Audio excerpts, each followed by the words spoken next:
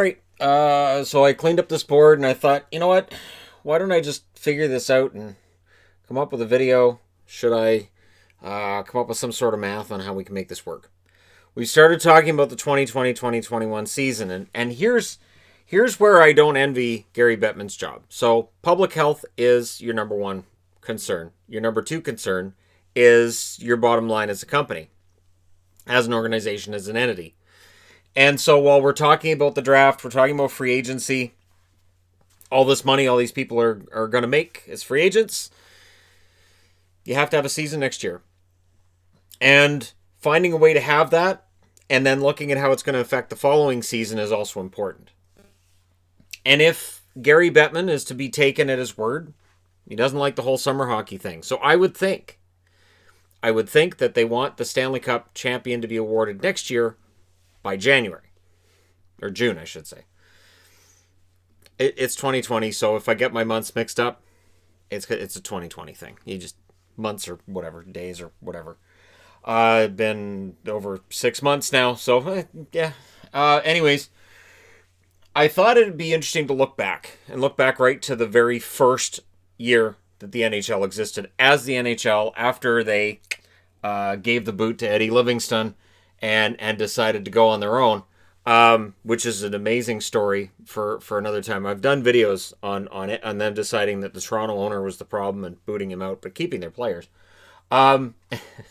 It always warrants another video. Anytime I can get Eddie Livingstone into a video and find a reason like this, I do it, because really, 1917, 1918, the NHL was born for one reason: to get rid of Eddie Livingstone. That's it. That's the only reason that you have an NHL, and it's not the NHA, the National Hockey Association. So, December 19th, they started their first season, minus Eddie Livingstone. Well, he was like, where'd the players go? What do you mean I'm not... Those are my players out there on your ice. Well, what's the name of the team? What do you mean you don't have a name for the team? So, March 13th is when they awarded the Stanley Cup. I can only assume it was... Well, Eddie was trying to hold on to it. 22-game season that year. So 22-game season starts December, ends in March. Well, we're not going to be doing that. But again, I wanted to look back, all the way back, at how scheduling has gone throughout history. So they had 10 teams in 1926, 1927. November 18th, the season started. It ran through April 13th. Again, that's when they awarded the Stanley Cup. So from November through April, this is a 44-game season. So... 44-game season, you get a Stanley Cup, and I don't think anybody was crying about, well, this isn't a long enough season. I always find it weird that people get mad about shortened seasons, and well, it's not really legitimate. And I know people are going to say, well, that doesn't happen. It did. The last couple times we had lockout shortened seasons, there were fan bases that said, well, that's not real, because it's not really a season. It's so bizarre. 1941, 1942, the last year before the New York Americans fold and we get the original six. There were 7 teams. The season started November 1st. It ended April 18th. And there were 48 games. So go to the original 6 era. That's the reason I've got the little bit of a space in between. Six teams, 1942, 1943. From October 31st through April 8th. 50-game season. So they shortened the season. They actually started a day earlier and finished 10 days earlier. And it all depends on the length of the Stanley Cup final and all that other wonderful stuff. 1966-67, the last year of the original 6. October 19th was your start date. May 2nd was your end date. So they started 2 weeks earlier, and they ended almost a month later because they had 20 extra games. So we're up to a 70-game season with 6 teams. And again, this is why when people say, I'm tired. Did we face that team 4 times this year? I'm tired of seeing them. Oh, man. 6-team league, you're playing each team. Let's see, there's 5 other teams and there's 70 games. So they played each other a lot.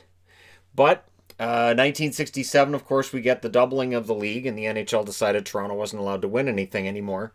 So 67-68, 12-team league, October 11th the season started, May 11th the season ended.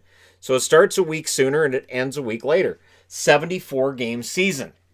And some extra playoffs in there as well. 1974-75, we're up to 18 teams. October 9th was the start date. May 27th was your end date. And that's the first 80-game season that the NHL had. Right up until 1991-92, where we get 22 teams. October 3rd is your start date. and your end date was June 1st. That was the first time the Stanley Cup had been awarded in June. 80-game season. So I know people complain the Stanley Cup's awarded in June. It's only 4 days later than it was awarded in 1975. It's not a big deal. And it was, the season started 6 days sooner. So 91-92, that's the end of that era as we see it. And of course, then Gary Bettman comes in, and then that means can't have nice things. So you get your lockout 94-95. 94-95, the season started January 20th, so technically it's just the 1995 season, right through till June 24th, which was the latest the Stanley Cup had been awarded. 48-game season. So we will come back to this, because this is key. This was a 48-game season, and it took about 6 months between regular season and playoffs. 98-99, you have 27 teams in the league. The season went from October 9th to June 19th. That is the latest date the Stanley Cup had been awarded in a non-lockout season. 82-game schedule. 2005-2006 with 30 teams in the league. The season starts October 5th. Again, it ran until June 19th. 82-game season. We have another lockout. 2012-2013, the season starts January 19th. So again, it's the 2013 season. Ran till June 24th. It starts 1 day sooner, and it ends the same date. 48 games played, I should say, in the season. 2018-2019, last season, with 31 teams in the league. The season starts October 3rd, and it ended June 12th. So again, we're about 2 weeks later than it was in 1975. 82-game season with 13 more teams than they had in 1975. I would also go with better facilities than we had in 1975 as well. Now, the question marks, of course, this year and next year, because what they decide to do this year is going to affect next year. So if Gary Bettman's basically parroting the owners, which he very often does, don't look at it so much as, well, Gary thinks, as much as he talks to the owners all the time, and the owners are letting him know what they think. So for next season, and looking at when the playoffs started in each season, 1994-95 season, the playoffs started May 6th. 2012-2013 season, the playoffs started April 30th. So I thought, okay, you can start playoffs May 6th, and you can end them near the end of June. You can have your draft after that. You can have your free agency. And then the following season, you can start in October on time. The 2021-2022 season, I think they want to start that in October. I think the summer hockey thing and competing with everything that they are, not just, people say the warm weather, but I don't think it's that as much as just there's so many other sports that have come back at the same time. The one thing I stated during the pause, and I still say this, is if they'd been the first league to come back, if they'd come back first, I think they would have got a huge part of the audience. They didn't. NASCAR came back, saw huge ratings when they first came back. Now we've got the NFL going. We've got baseball going. And it's just everything is back minus the CFL. And the CFL's not back because they are a gate-driven league and on a level much higher than the NHL. And it just didn't work. And they couldn't get the kind of subsidies from the Canadian government that they were looking for. Now, I understand that for the NHL, they have to deal with the reality that there are more Canadian teams. And it's something that for baseball and basketball, they can kind of shunt that aside. All right, well, I guess we'll just have Toronto play somewhere else, is what happened with baseball. And it may very well happen with basketball as well when they get into next season. But let's say they start December 1st. So December 1st, you have 156 days until May 6th. Let's just say May 6th is when they want the playoffs to start, or in that area. So your regular season ends May 6th, and then you start your playoffs on the 7th or on the 8th. You can then get your playoffs decided end of June. 78-game season if they play one game every 2 days.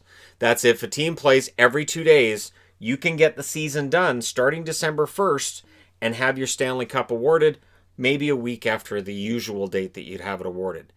It is a tough schedule. Minus bubble situations, it's a tough schedule, but back-to-backs. So let's say, for instance, Tampa Bay and Florida. You might have them play in Sunrise on a Monday and on Tuesday. And then you do it that way, where it's back-to-backs. There's more games in a condensed schedule, but there's less travel. So one thing that we've seen with the bubble scenario with the playoffs is less travel does help. Absolutely does help. There's been no travel in the bubble, but I'm just saying less travel would help. December 15th, if they started then, you've got 142 days till May 6th. And so it's 71 games played if they played every other day, and probably a 70-game schedule if you start December 15th. Again, if you want to get this done by the end of June. If your drop-dead date is the end of June, you have to have your Stanley Cup awarded so you have a regular off-season, and then 2021-2022 gets off to a normal start. That's how it would work. And then if it's January 1st, now you're down to a 62-game season. Might end up being 60, maybe 63, but honestly, 62 games, and nobody likes odd numbers, so that's not going to happen. 62-game season, we're into that range then where if they started at January 15th, you'd probably be looking at the 48-game schedule. The latest that a season started is January 20th, and I would think that's probably the drop-dead date for the season. Because again, they don't want to have playoffs into July. Part of the reason why these lockouts ended when they did is because the NHL said, hey, if you guys don't come back and play, if we don't sit down and hash this out, there's not going to be a season. That's just not, we can't. The drop dead date for us to make this work is here. So they can't push it back like I've heard February. They can do February if they're willing to play summer hockey again. They don't want to do that. So I think they're going to have to figure out a way to do this. The plan is, of course, to start with no fans in attendance as the probability and work their way up to a situation where there's more fans in attendance than none. So maybe partial attendance and then almost full attendance. I've got myself on a waiting list for Vancouver tickets. I've been contacted by the Canucks twice. Clearly, the NHL is approaching this as, okay, we're going to plan this as if fans will be in attendance. And you know, it's going to be interesting to see how this works, because are they going to charge for those season tickets and then refund after? How is this all? And again, it's going to depend on the teams, right? But the 2018-2019 regular season, just as a for instance, was 185 days long. There was one game for a team on average every 2.26 days. So dropping it to a game every 2 days is tougher. It is a tougher schedule. And that is just an average where I said, okay, if it's a game every 2 days. But with back-to-backs, and if you modify the schedule for next year, I have said for years now, I've said, if they did it almost like a baseball thing where West plays West, East plays East, you lessen your travel schedule and you create greater rivalries, and people immediately get angry about that. And I get it. You know, as a Bruins fan out here in Vancouver, I would never see the Bruins again if the NHL did it. But it would cut back on the schedule, and I think we'll see some kind of a modified schedule next year. Maybe because they want to do this this condensed schedule, and in order to get teams to be on board with it, and that'll be owners and players and everybody to say, okay, we can do this, would be East teams play East, West teams play West. That's how the regular season is going to go. And then maybe this regular season drops to 70 games, and then you're playing in your own division, you're playing across the border here and there. You work out something with the government. There has to be something worked out with the Canadian government, I would think, by the time January rolls around. We've talked about the border closure and again, whether or not you should or you shouldn't.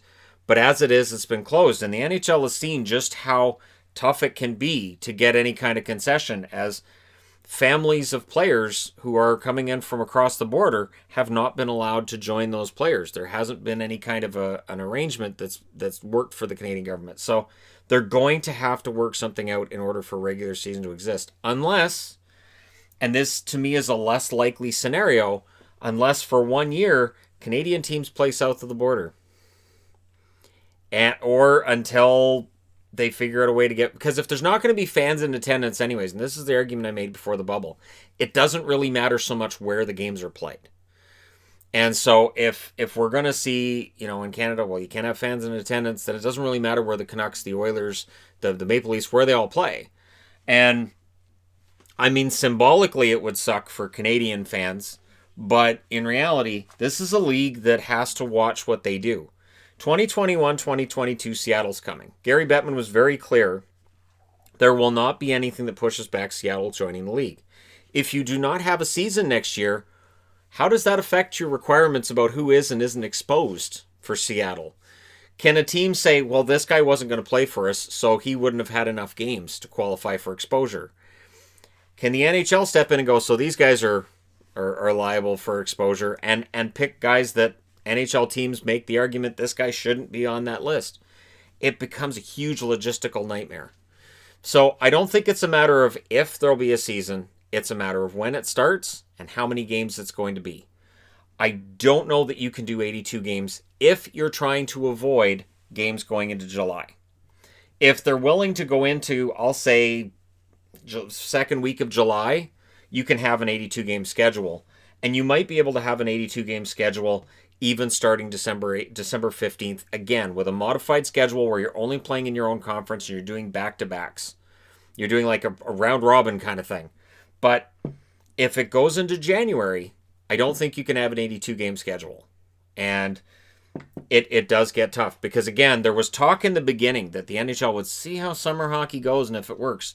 And so they're looking at it from a financial, from a rating standpoint. They're going, it didn't have the result that we thought it might. They have to look at next year's Olympics. I don't think the Olympics next year are going to happen. Just looking at things as they are right now globally, I would not be surprised if the 2021 Olympics get kicked a year further down the road. But you have to look at it right now and say, so we'll assume the Olympics are going to take place. We cannot afford to be up against the Summer Games because the NBC network has the Summer Games and they're not going to put the NHL on ahead of the Olympics because they're not that dumb. So the NHL has to get the Stanley Cup awarded before that comes on, before that happens. And I think we look at, honestly, I think the 15th works because the NBA is looking at probably Christmas Day. Then you're getting ahead of the NBA. Getting ahead of the NBA, I think one thing that's hurt the NHL for years has been that the Stanley Cup final has kind of overlapped with the NBA final. Get them separated from each other by a couple of weeks. And you can get more eyeballs potentially on the NHL product. It's going to be interesting to see what they do. But let me know what you guys think in the comment section below. And I'm talking both about, the schedule, how a schedule could work. And again, you'll notice I don't have any discussion of bubbles and all that because I think with what we've seen in Edmonton and Toronto, it's worked fine for the playoffs. I could see a playoff scenario where we go back into that kind of a setup. And maybe at some point we have a Stanley Cup where they go, you know what? This bubble thing was one thing, but what if we awarded the Stanley Cup final to a city the same as the NFL does with the Super Bowl? That could be really fun. We could have a Stanley Cup final in Montreal. We could have a Stanley Cup final. Like, you could do that. I know fans hate that. Every fan everywhere is going, I would hate that forever. I'm just thinking outside the box. I've always thought it was weird that the Super Bowl's in a third-party location because there has to be fans in a city when you're watching that Super Bowl champion thinking, yeah, it would have been great if it was in our stadium. That would have been awesome. I'm glad I went to all those games so that when they're in the championship game, I have to watch it on TV. So, anyways, just spitballing ideas, and this is a chance for the NHL to really change things up, and we'll see what they do. So far, so good. I know there's been a lot of talk about it doesn't feel like the Stanley Cup final. There wasn't a way to do this where it was going to feel like a normal Stanley Cup final. This is a 2020 Stanley Cup final presided over by the Stanley Cup, looking like it's this idol that they're all worshiping.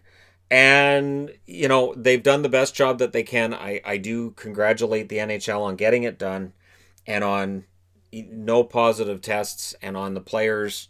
The players doing pretty well with this. I think the players have done great. I think the teams have done really well. I think it's been really well put together. And no, it doesn't feel like a regular Stanley Cup, but you're not going to have likely a World Series or a Super Bowl that's going to feel. It's just 2020, and this is what we get right now. We'll get the good stuff back later. But let me know what you guys think about how the NHL can make the 2021 season work, or a 2020-2021 season if they start before January 1st. And hey, thank you guys so much for watching, for all your support. I will talk to you again soon.